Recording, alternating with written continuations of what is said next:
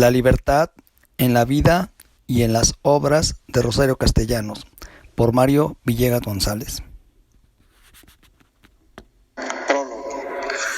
Simone de Beauvoir, en las obras de Rosario Castellanos, dos destacadas filósofas y feministas. Opino que la lucha por la libertad, en particular la que llevan a cabo las mujeres feministas, no debe ignorar a mujeres como Simone de Beauvoir y Rosario Castellanos, filósofas y feministas. Además, opino que un aspecto importante, entre otros, de la lucha de las personas, mujeres y hombres, que estamos a favor de la lucha feminista, es el considerar la maternidad vista desde la perspectiva feminista. Entonces, de la maternidad, desde la óptica feminista, me ocupo en este extenso prólogo. Parto de mi interés por Jean-Paul Sartre, quien nació en 1905 y murió en 1980, quien conoció a Simone de Beauvoir, quien nació en 1908 y murió en 1986. La conoció en 1930 cuando él tenía 25 años y ella 21, siendo estudiantes de filosofía en los días en los que se preparaban para graduarse en la universidad más importante de París, la Sorbona. Luego ella publicó en 1949 el que creo el libro más importante de la lucha feminista, El segundo sexo. Rosario Castellanos podemos creer que se vio influenciada por ese libro francés. De cualquier modo, redactó una tesis de maestría que podemos considerar feminista. El título de la tesis de Rosario Castellanos de maestría es Sobre cultura femenina, presentada en 1950. Tesis con la que se considera inició en México el feminismo. Luego, Rosario Castellanos fue a París y ahí se entrevistó con Simone de Beauvoir y con Jean-Paul Sartre. Gracias a que Octavio Paz, embajador de México en París, los presentó. Entrevista que creo le dio más motivación a su postura feminista si consideramos en sus obras completas todas las páginas en las que alude a Simone de Beauvoir. Para mí son suficientes esos datos para haberme motivado a resumir en este prólogo, con dos citas textuales, el feminismo de Rosario Castellanos. Citas textuales en las que hace alusión a Simone de Beauvoir y a su feminismo. Es decir, con las dos citas textuales que presento a continuación y también con las citas textuales de las otras partes de esta investigación, podemos comprobar la presencia del feminismo de Simone de Beauvoir en las obras de Rosario Castellanos. Cierto, la primera cita es una cita textual muy extensa. Sin embargo, por el tema, la maternidad, considero una cita textual relevante. Dice Rosario Castellanos: ¿qué puede hacer entonces la mujer no libre, la que se define y se vive como mero cuerpo, para dar satisfacción a las exigencias de su voluptuosidad, sino colocarse en la culpa y, para evitar el castigo, en la mentira, en el disimulo, en la hipocresía? Pero ni aún así es capaz de contemplar su propia imagen repugnante. El ojo de Dios la fulmina a través del único testigo de su crimen, que es a la vez su cómplice, su amante, es decir, el padre de su hija o de su hijo. Mirada de desprecio, de reprobación, de reproche, justificación a todas horas presente de la posibilidad del abandono y anuncio siempre operante de la traición. En estas condiciones, ¿cómo no someterse sin ninguna queja a las servidumbres domésticas, al despotismo del cónyuge, al aburrimiento mortal de la rutina? ¿O, precipitada ya en la desesperación, se supone portadora de la fatalidad y hace que se estremezcan los fundamentos del mundo, haciendo alarde de sí mismo y colocando su planta vencedora sobre la cerviz humillada de aquellos a los que proporciona placer y de quienes recibe la protección del apellido y el respaldo del dinero? Hay una tercera vía que goza de gran prestigio, sobre todo en países como el nuestro, la de la maternidad. Con esta, la mujer sublima los apetitos de su sensualidad y consagra su cuerpo a la reproducción de la especie. La mujer se niega a sí misma, pero esta abnegación le proporciona la ilusión de que su dignidad queda a salvo, porque lo hace en aras de un ser aún más débil, más menesteroso, más dependiente que ella, su hijo, su hija. Los que acostumbran repetir las frases hechas restan mérito a esta forma de vida femenina, asegurando que no se trata más que de la obediencia a un instinto un instinto que está presente y opera desde las más ínfimas formas de la vida animal. Sin embargo, los zoólogos nos hacen el favor de informarnos acerca de las condiciones que exacerban este instinto y de las que lo anulan. Por su parte, los psicólogos nos dirán que la hembra de la especie humana experimenta sentimientos ambivalentes ante la perspectiva de tener un hijo que no pocas veces o no en pocas ocasiones acepta con resignación más que con gozo, y aún con la amargura de la más profunda impotencia para evitar un fenómeno que se cumple en su cuerpo y cuya regulación o desconoce o le está prohibida. Concebir, afirma Simone de Beauvoir, es un hecho que hoy no tiene nada de natural, porque ya vivimos en una época en la que la naturaleza ya no debe dictar una elección moral respecto a ese hecho. Concebir implica un compromiso del que si la madre se desentiende, comete una falta contra una existencia humana, contra una libertad, porque un hijo no ha de usarse, como se hace con tanta frecuencia, como si fuera un instrumento que, aparte de compensar carencias eróticas y aún sexuales, proporciona una importancia social, asegura la estabilidad del hogar y se constituye en el lugar de depósito de la riqueza acumulada por los antepasados. Precisamente porque en el hecho de la maternidad está en juego el respeto que se debe a otra persona humana, es por lo que nadie puede imponérsela a la mujer. La independencia femenina, asegura Simone de Beauvoir en sus memorias últimas, ha de tener su principio en la libertad de usar o no usar su vientre. Hay también otras formas de vida a las que muchas se sienten atraídas y que Simone de Beauvoir considera, aunque con menos detenimiento, ya que se trata o de caricaturas o de aproximaciones de las que ya hemos mencionado. Por ejemplo, la vida de la mujer de sociedad y la prostituta, ninguna de las cuales, y ya su mera enunciación lo declara así, conduce a la libertad, sino a formas frívolas o extremas de la enajenación. Son palabras de Rosario Castellanos, redactadas en el texto El amor en Simone de Beauvoir, texto publicado en sus obras, publicadas por el Fondo de Cultura Económica. La segunda cita textual dice que, una vez hecho el balance, se advertirá que si la mujer mexicana ha sido víctima, se debe a que ha sido cómplice de su verdugo. Es a partir del sitio de víctima en el que la mujer se coloca que se da su aniquilamiento. Entonces, es a partir de ahí desde donde se tiene que empezar a hablar de regeneración. La mujer tiene que asumir su calidad de persona humana, tiene que respetarse a ella misma, tiene que amarse, porque una persona no puede dar a otra lo que no ha empezado a darse a sí misma. Son palabras de Rosario Castellanos, publicadas por el canal 22 en YouTube. El título del video es Rosario Castellanos. En esta segunda cita textual podemos encontrar lo que es la conclusión de este ensayo. Al prólogo de este ensayo lo podemos considerar la introducción. Primera parte, la libertad en las obras de Rosario Castellanos, sección A. Escribir para ser libre, o lo que dice Rosario Castellanos que es la libertad.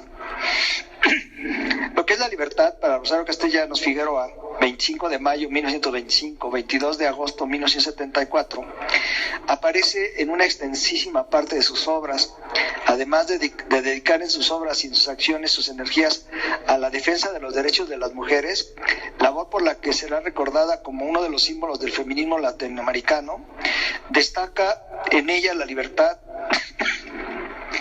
en su vida y en sus obras, que creo que es lo principal que está en la base de sus éxitos, en la base de lo que le hace importante para las mujeres que quieren liberarse, feministas. Así podemos llamar a mujeres y a hombres que luchamos a favor del respeto a los derechos de las mujeres. Rosario Castellanos opino que es la feminista mexicana más importante para las mexicanas y los mexicanos, recomendable para la humanidad pensante. Además, creo que es importante para la ética que yo profeso. Influenciada por las obras de Jean-Paul Sartre, pareja sexual e intelectual de Simone de Beauvoir, otra feminista de talla internacional. Es decir, creo que a Rosario Castellanos le dio éxito practicar la libertad, habiendo entendido primero qué es la libertad y también qué implica ser libre, para lo cual requirió investigar, expresarse. Para conocer algunas de sus respuestas, podemos remitirnos, por ejemplo, a una de las obras de Rosario Castellanos, en la que podemos leer, entre otras, estas palabras que escribió ella. Dice en su texto: la libertad más importante deriva de la independencia económica, puesto que de la independencia económica surge la independencia de criterio. abro corchete. Esas palabras me llevan a pensar en Carlos Marx, en sus ideas acerca de la estructura y la superestructura, pero también me llevan a tener que aceptar que sus problemas en cuanto a su esposo y su novio, Ricardo Guerra Tejada, debemos leer también lo que dice él y no solamente leer a Rosario Castellanos. Cuando no queremos incurrir en prejuicios, debemos saber la versión de ambas partes. Para saber la versión de Ricardo Guerra en cuanto a su relación con Rosario Castellanos, recomiendo esta entrevista a Ricardo Guerra. 2 puntos y aparte. Con la publicación de las cartas al filósofo, este rompe el silencio y espera un nuevo embate de las feministas. Esa entrevista fue publicada en internet. No obstante, a pesar de la defensa que hace Ricardo de Guerra de sí mismo, Rosario Castellanos escribió: me engañó con todas las mujeres, con el hastío y el poder y el juego. Vi entrar por esa puerta la embriaguez, el grosero deseo y la brutalidad del amo ante la sierva y el desprecio. Esas palabras de Rosario Castellanos me hacen sentir que es más urgente que leamos la entrevista mencionada. Entrevista a Ricardo Guerra. Continúo con las ideas, con las palabras de Rosario Castellanos, quien nos dice que hay libertad en muchos aspectos de nuestra vida.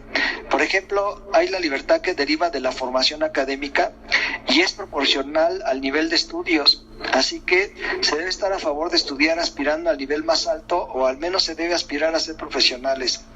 Una persona profesional honesta es aquella que entiende que su profesión podrá liberarla de su afán de posesión, de sus celos y de su codicia. Podrá emplear su profesión para tener una mente suya propia y una voluntad propia, y podrá usar esa mente y esa voluntad para combatir la inhumanidad, la bestialidad, el horror, la locura. También señala Rosario Castellanos que hay libertad de no tener hijos o tener los hijos que se deseen. Así que podemos creer que no tener hijos o tener los hijos que se deseen es algo que debe ser resultado de una elección libre. Rosario Castellanos nos habla en su obra de la libertad que da escribir literatura, pero esta libertad la ve también ella en la práctica de alguna otra de las bellas artes. Pero ella específicamente habla de la literatura. Dice en su texto: la literatura es un instrumento de liberación propia, si bien paulatinamente ha de convertirse en un instrumento útil también a los demás. Y escribe: la libertad puede primero ser individual, pero debe trascender lo individual y volverse también algo que sea útil a la comunidad en la que se vive sin dejar de ser individual. Por ejemplo, se ha de aspirar a seguir siendo una persona que escribe en libertad lo que viene en gana. Y leemos en el texto de Rosario Castellanos: la libertad debe estar precedida de al menos 3 virtudes, entre otras. Primera, pobreza, pero no tanta que impida la independencia económica. Segunda, debemos decir no al orgullo, por ejemplo, nacionalista, religioso, etc. Tercera, debemos vivir un rechazo a todos los que impliquen lealtades irreales que de ellos se derivan. Apenas lleguen los seductores con sus seducciones para sobornar y llevar a la cautividad, desgarre los pergaminos, niéguese a llenar los formularios. Además, esta tercera virtud incluye el rechazo interior a los premios y o distinciones, porque no se escribe literatura o se dedica una persona al arte con el fin de obtener premios y o distinciones. Se dedica una persona moral al arte por el valor que tiene la libertad de hacerlo. Rosario Castellanos agrega: para ser libres debemos cultivar el juicio privado. Esa libertad es la esencia de la libertad, y se adhiere a esta creencia. De la libertad no se puede hacer uso más lícito que si se la pone al servicio de la raza humana. En fin, leemos en la obra de Rosario Castellanos: lo importante es liberarse, encontrar nuestras propias dimensiones sin impedimentos. Confróntese, de Rosario Castellanos, la libertad de Virginia Woolf. Sección B. Escribir para ser libre, caso el poema de Rosario Castellanos, cuyo título es Lamentación de Dido. Epígrafe. Dice Rosario Castellanos: si la filosofía tiene su principio de identidad, la poesía también lo tiene, es la metáfora. Para mí, la poesía es un ejercicio de ascetismo, un intento de llegar a la raíz de los objetos, intento que, por otros caminos, también es la preocupación de la filosofía. Y un segundo epígrafe de Mario Villegas González, inspirado en el poema Lamentación de Dido, dice lo siguiente: escribo para no morir, para sentirme libre. Y alguien me pregunta, ¿y de qué quieres liberarte? Y le contesto, de la tristeza de verme abandonado por tu ingratitud. Fin de los 2 epígrafes. Se dice que Rosario Castellanos escribió este poema, Lamentación de Dido, como resultado de las infidelidades del hombre que más amó en su vida, Ricardo Guerra Tejada. Antes de pasar a un breve análisis de ese poema, debemos saber esto. Hay 2 versiones acerca de la muerte de Dido. En la versión clásica, Eneas quiere desposarla, pero Dido es todavía fiel al recuerdo del difunto Siqueo, Romano, su esposo y su tío, rey de Tiro, asesinado por Pigmalión, hermano de Dido. Dido, creyendo que si rechazaba a Eneas, este tomaría represalias contra ella y su gente, acepta, pero el día de la boda, antes de celebrarla, Dido se hunde un puñal en el pecho. Por ello, la muerte de Dido se relaciona con la figura mitológica del ave fénix, que muere en el fuego para renacer de sus cenizas. Esta versión de la muerte de Dido me lleva a recordar a Ajax. La segunda versión acerca de la muerte de Dido es la que aparece en la Eneida de Virgilio. Eneas llega a la costa de Cartago, Dido se enamora de él enseguida y Eneas le corresponde. Pasan un tiempo juntos, pero Eneas, que ha recibido de Júpiter la misión de fundar un nuevo pueblo en el Lacio, debe partir hacia su destino. Una noche Eneas se embarca con su gente y Dido corre a convencerle de que permanezca a su lado, mas es en vano. Debe partir y ordena levantar una gigantesca pira, donde se disponen la espada del héroe, algunas ropas suyas que habían quedado en el palacio y el tronco del árbol que custodiaba la entrada de la cueva donde se amaron por primera vez. Al amanecer, Dido subió a la pira y se hundió en el pecho la espada de Eneas. Esta segunda versión acerca de la muerte de Dido creo que es la que inspiró al poema Lamentación de Dido, puesto que nos habla de Dido la abandonada. Procedo a leer el análisis o mi interpretación del poema de Rosario Castellanos, Lamentación de Dido.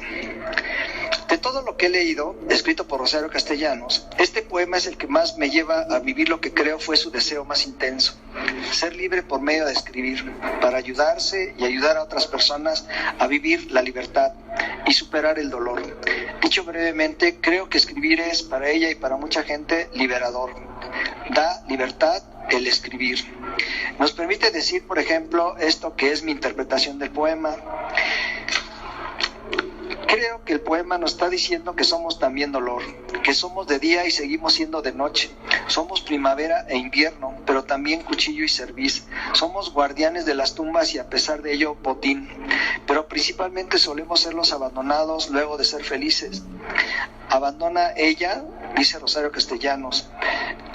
Abandonada ella, dice Rosario Castellanos. Palabras de Rosario Castellanos. Pero no la pide mi lealtad, la atesoraba para el tiempo de las lamentaciones, para cuando los cuervos aletean encima de los tejados y mancillan la transparencia del cielo con su graznido fúnebre, para cuando la desgracia entra. Y también dice Rosario Castellanos en el poema: de ese modo transcurrió mi mocedad, en el cumplimiento de las menudas tareas domésticas, en la celebración de los ritos cotidianos, pero el incendio vino a mí, la ruina, el exterminio, y no he dicho el amor. Hasta ahí las palabras de Rosario Castellanos. Entonces, según Rosario Castellanos, en mi interpretación del poema, se ama, pero también el amor suele ser comparable a un cuchillo bajo el cual se quiebra la cerviz, por lo que hay quien se dirige a esa experiencia reprochando la ingratitud sin esperar respuesta. Dice Dido, según Rosario Castellanos, y podemos creer que lo dice derivado de sus experiencias tristes con Ricardo Guerra. Dice Rosario Castellanos: lo amé con mi ceguera de raíz, con mi soterramiento de raíz, con mi lenta fidelidad de raíz. Aprendí que nadie detiene al viento. ¿Cómo iba a detenerlo la rama sencilla que llora a la orilla de los ríos? De ese poema podemos sacar muchas lecciones si queremos ser libres del dolor que causa el desamor. Ante lo que me pregunto, ¿podemos ser libres del dolor que causa el desamor? He ahí el reto: ser libres. Por ejemplo, ser libres del dolor que causa el desamor. ¿O acaso nos conformaremos con ser dolor? El poema se presta a muchas otras interpretaciones, análisis, Y por eso, a continuación, presento el poema completo para que cada quien saque algunas lecciones. Se puede escuchar en una mejor lectura en YouTube. Yo procedo a leerlo. Lamentación de Dido por Rosario Castellanos. Guardiana de las tumbas, botín para mi hermano, el de la corva garra de gavilán, nave de airosas velas, nave graciosa, sacrificada al rayo de las tempestades, mujer que asienta por primera vez la planta del pie en tierras desoladas y es más tarde nodriza de naciones, nodriza que amamanta con leche de sabiduría y de consejo, mujer siempre y hasta el fin, que con el mismo pie de la sagrada peregrinación sube, arrastrando la oscura cauda de su memoria hasta la pira alzada del suicidio. Tal es el relato de mis hechos, Dido mi nombre. Destinos como el mío se han pronunciado desde la antigüedad con palabras hermosas y nobilísimas. Mi cifra se grabó en la corteza del árbol enorme de las tradiciones, y cada primavera, cuando el árbol retoña, es mi espíritu, no el viento sin historia, es mi espíritu el que estremece y el que hace cantar su follaje. Y para renacer año con año, escojo entre los apóstrofes que me coronan para que resplandezca con el resplandor único, que me da cierto parentesco con las playas. Soy Dido, la abandonada, la que puso su corazón bajo el hachazo de un adiós tremendo. Yo era lo que fui, mujer de investidura desproporcionada con la flaqueza de su ánimo, y, sentada a la sombra de un solio inmerecido, temblé bajo la púrpura igual que el agua tiembla bajo el légamo. Y para obedecer mandatos cuya incomprensibilidad me sobrepasa, recorrí las baldosas de los pórticos con la balanza de la justicia entre mis manos, y pesé las acciones y declaré mi consentimiento para algunas, las más graves. Esto era en el día. Durante la noche, no la copa del festín, no la alegría de la serenata, no el sueño deleitoso, sino los ojos acechando en la oscuridad, la inteligencia batiendo la selva intrincada de los textos para cobrar la presa que huye entre las páginas. Y mis oídos, habituadas a la ardua polémica de los mentores, llegaron a ser hábiles para distinguir el robusto sonido del oro, del estrépito estéril con que entrechocan los guijarros. De mi madre, que no desdeñó mis manos y que me las ungió desde el amanecer con la destreza, heredé oficios varios: cardadora de lana, escogedora del fruto que ilustra la estación y su clima, despabiladora de lámparas. Así pues, tomé la rienda de mis días, otros domados, conocedores del camino, reconocedores de la querencia. Así pues, ocupé mi sitio en la asamblea de los mayores, y a la hora de la partición comí apaciblemente el pan que habían amasado mis deudos, y con frecuencia sentí deshacerme entre mi boca el grano de sal de un acontecimiento dichoso. Pero no dilapidé mi lealtad, la atesoraba para el tiempo de las lamentaciones, para cuando los cuervos aletean encima de los tejados y mancillan la transparencia del cielo con su graznido fúnebre, para cuando la desgracia entra por la puerta principal de las mansiones y se la recibe con el mismo respeto que a una reina. De este modo transcurrió mi mocedad, en el cumplimiento de las menudas tareas domésticas, en la celebración de los ritos cotidianos, en la asistencia a los solemnes acontecimientos civiles, y yo dormía, reclinando mi cabeza sobre una almohada de confianza. Así la llanura, dilatándose, puede creer en la benevolencia de su Sinón, porque ignora que la extensión no es más que la pista donde corre, como un atleta vencedor, enroquecido por el heroísmo supremo de su esfuerzo, la llama del incendio. Y el incendio vino a mí, la depredación, la ruina, el exterminio, y no he dicho el amor en figura de náufrago. Esto que el mal rechaza, dije, es mío, y ante él me adorné de la misericordia como del brazalete del más precio. Yo te conjuro, si oyes, a que respondas. ¿Quién esquivó la adversidad alguna vez? ¿Y quién tuvo a destoro llamarme huésped suya y preparar la sala del convite? Quien lo hizo no es mi igual. Mi lengua se entronca con el de los inmoladores de sí mismos.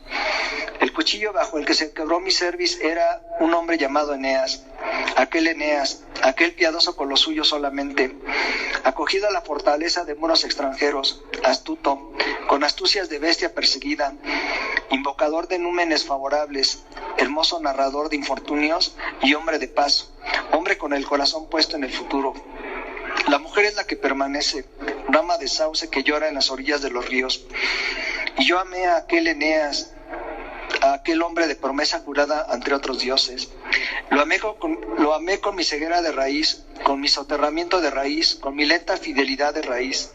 No era la juventud, era su mirada lo que así me cubría de florecimientos repentinos. Entonces yo fui capaz de poner la palma de mi mano en signo de alianza sobre la frente de la tierra y vi acercarse a mí amistades, las especies hostiles, y vi también reducirse a número los astros y oí que el mundo tocaba su flauta de pastor.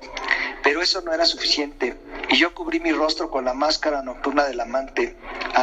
Los que aman apuran tosigos mortales, y el veneno engrandeciendo su sangre, nublando sus ojos, trastornando su juicio, los conduce a cometer actos desatentados, a menospreciar aquello que tuvieron en más estima, a hacer escarnio de su túnica y a arrojar su fama como pasto para que osen los cerdos. Así, aconsejada de mis enemigos, di pábulo al deseo y maquiné satisfacciones ilícitas y tejí un espeso manto de hipocresía para cubrirlas. Pero nada permanece oculto a la vergüenza. La tempestad presidió nuestro ayuntamiento. La reprobación fue el eco de nuestras decisiones. Mirad, aquí y allá, esparcidos los instrumentos de la labor. Mirad el coño del deber defraudado, porque la mulicia nos había reblandecido los tuétanos, y convertida en antorcha yo no supe iluminar más que el desastre. Pero el hombre está sujeto durante un plazo menor a la embriaguez. Lúcido nuevamente, apenas salpicado por la sangre de la víctima, Eneas partió. Nada detiene al viento. ¿Cómo iba a detenerlo la rama de sauce que llora en las orillas de los ríos? En vano fue correr, destrenzada y frenética sobre las arenas humeantes de la playa. Rasgué mi corazón y echó a volar una bandada de palomas negras, y hasta el anochecer permanecí incólume como un acantilado bajo el brutal abalanzamiento de las olas. He aquí que al volver ya no me reconozco. Llego a mi casa y la encuentro arrasada por las furias. Ando por los caminos sin más vestidura para cubrirme que el velo arrebatado de la vergüenza, sin otro coángulo que el de la desesperación para apretar mis sienes, y monótona zumbadora la demencia me persigue con su aguijón de tábano. Mis amigos me miran a través de sus lágrimas, mis deudos vuelven el rostro hacia otra parte, porque la desgracia es espectáculo que algunos no deben contemplar. Sería preferible morir, pero yo sé que para mí no hay muerte, porque el dolor, y qué otra cosa soy más que dolor, me ha hecho eterna. Poema tomado del libro Poemas de 1953 a 1955.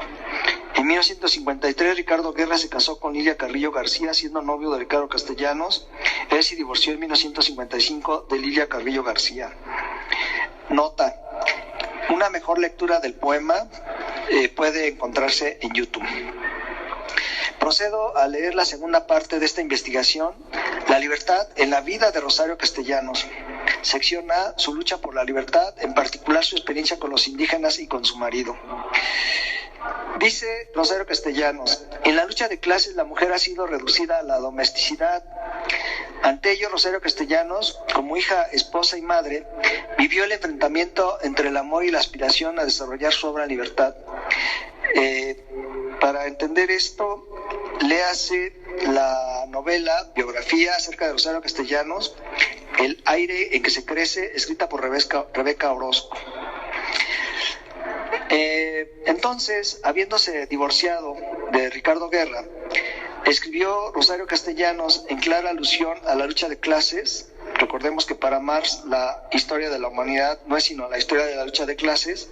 Escribió Rosario Castellanos en clara alusión a la lucha de clases que el matrimonio es el ayuntamiento de dos bestias carnívoras de especie diferente, que de pronto se hallan encerradas en la misma jaula, se rasguñan, se mordisquean, se devoran por conquistar 1 milímetro más de la mitad de la cama que les corresponde, 1 gramo más de la ración destinada a cada uno, y no porque importa la cama ni la ración, lo que importa es reducir al otro a la esclavitud, aniquilarlo. Son palabras de Rosario Castellanos en un libro que se llama Álbum de Familia. Y en su poema Ajedrez dice Rosario Castellanos: porque éramos amigos y a ratos nos amábamos, quizá para añadir otro interés a los muchos que ya nos obligaban, decidimos jugar juegos de inteligencia. Pusimos un tablero enfrente, equitativo en piezas, en valores, en posibilidades de movimiento. Aprendimos las reglas, les juramos respeto y empezó la partida. Henos aquí hace un siglo, sentados, meditando encarnizadamente cómo dar el zarpazo último que aniquile de modo inapelable y para siempre al otro. Esas palabras de Rosario Castellanos me llevan a pensar en la lucha de clases y por lo tanto nos invitan a pensar en la libertad. Y es que podemos preguntarnos cómo vivió Rosario Castellanos la lucha de clases, es decir, cómo vivió la lucha por la libertad. Vayamos a los antecedentes. Rosario Castellanos nació en una época, 1925, y en un lugar, Comitán, Alto de Chiapas.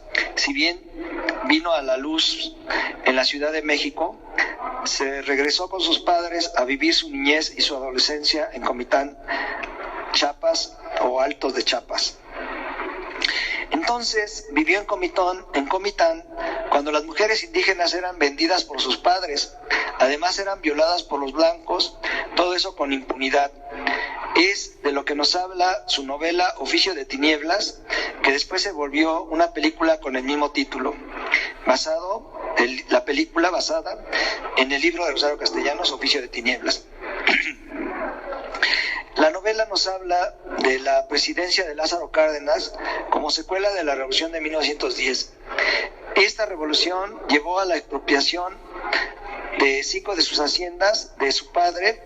Claro, también se las expropiaron otros hacendados, dejándole a su padre apenas una hacienda que le heredó a Rosario Castellanos. Esa hacienda fue suficiente para vivir con sus padres cerca de Chapultepec, en la Ciudad de México, y estudiar en colegios privados a su arribo a la Ciudad de México a partir de los 16 años, para terminar aquí la secundaria y luego la preparatoria. Después de lo cual ingresó a la UNAM para estudiar Derecho en 1944.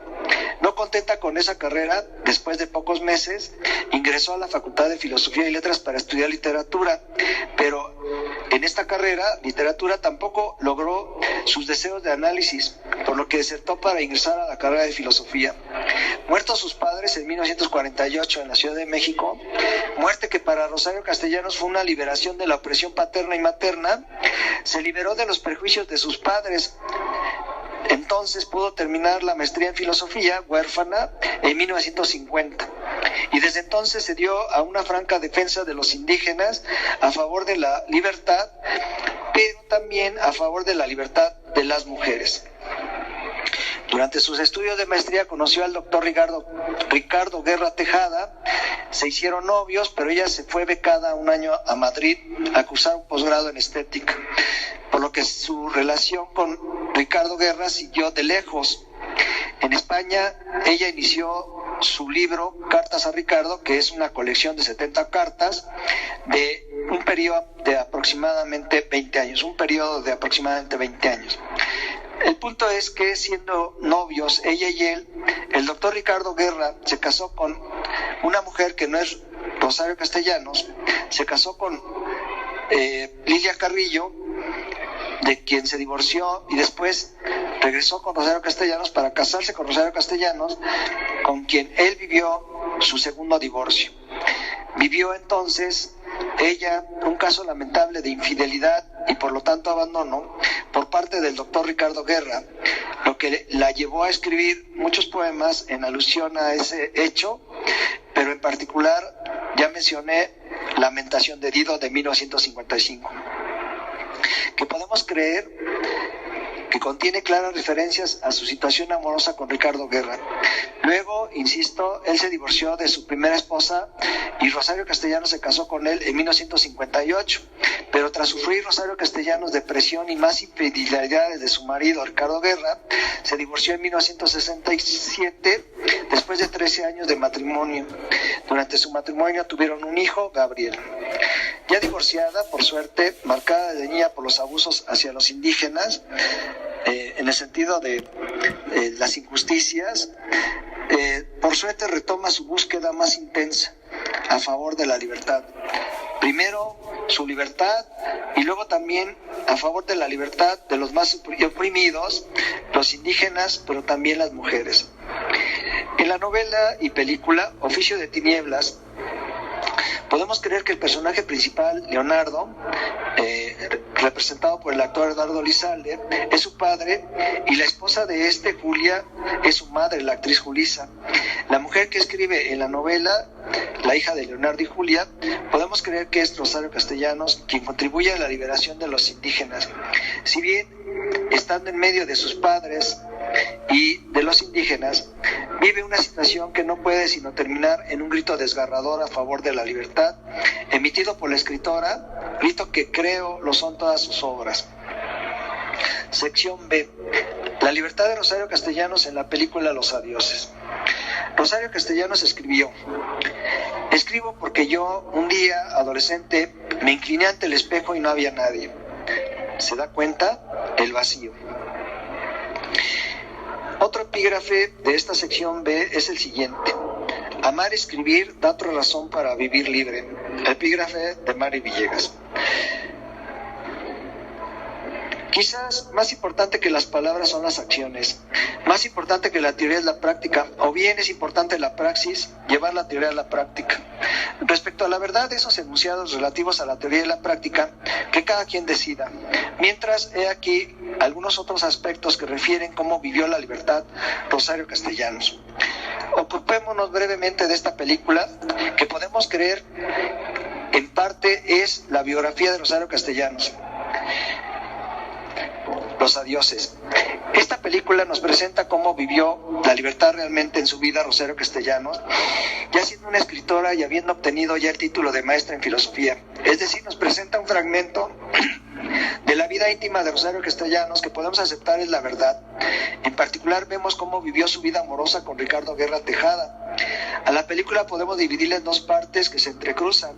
La vemos cuando ella era joven y soltera y novia de Ricardo Guerra, y en la segunda parte la vemos casada con él siendo una mujer adulta, es decir, desde que es una mujer casada y profesora de literatura en la Facultad de Filosofía y Letras, y también la vemos joven, y al final vemos el día en el que ella muere. La película inicia cuando ellos son adultos y están en la cama, desnudos, ya casados, están haciendo el amor. Y después la vemos a ella soltera, sin novio, estudiando filosofía. Y así sucesivamente se alternan las escenas. Causan un impacto en nosotros las escenas de las infidelidades de él. Siendo solteros y casados, le fue infiel él a ella. Es decir, uno entiende que ella, desde novios, no debió seguir la relación amorosa con él, puesto que siendo novios él ya le había sido infiel a ella varias veces. Pero, ¿por qué siguió con él siendo novios y después siendo esposos? Las respuestas existen desde antes de Cristo. Baja autoestima, la sociedad le impuso la continuidad de la relación, suele ocurrir por la dependencia económica, que no era el caso de Rosario Castellanos, pero sí el de otras mujeres, sentía que no podía estar con alguien más, etc. Pero hay otra razón que debemos anotar: lo amaba sin condiciones, llevando entonces la tolerancia a este grado extremo, a aguantar sus infidelidades.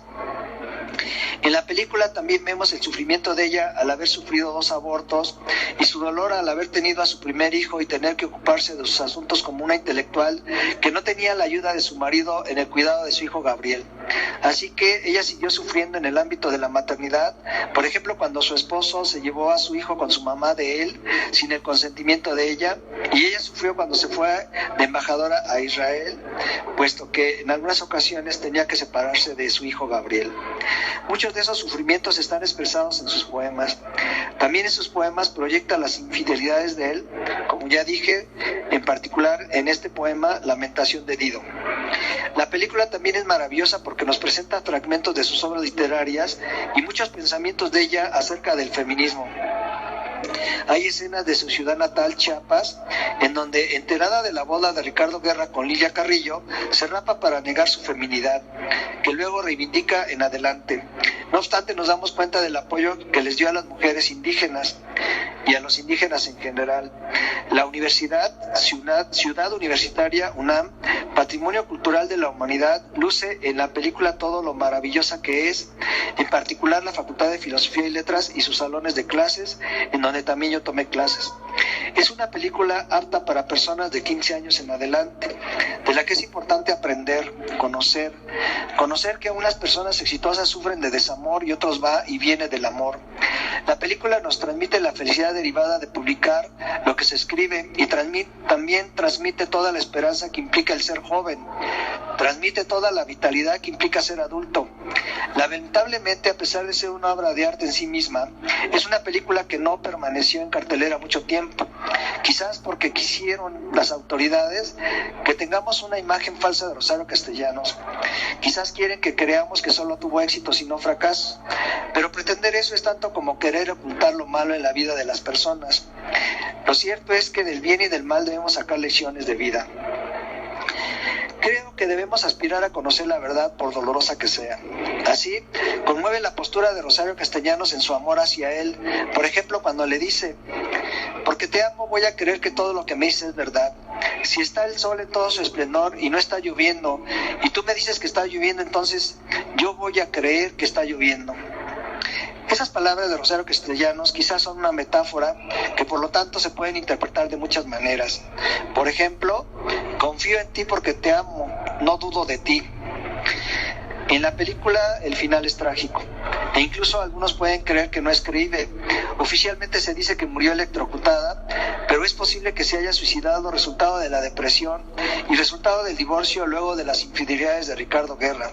En fin, habiendo vivido la libertad tal como la vivió, sacrificando esto y aquello, nos dejó, no obstante, para leerlas, nos dejó sus obras completas y nos dejó el ejemplo de todo lo bueno que hizo, pero también nos dejó lo malo que vivió, de todo lo cual debemos sacar lecciones. Así es la vida, hay cosas buenas y hay cosas malas y hay que aprender de ambas, pero a fin de cuentas interesa más la película, en mi opinión, porque nos muestra cómo vivió la libertad, que es la lección más importante.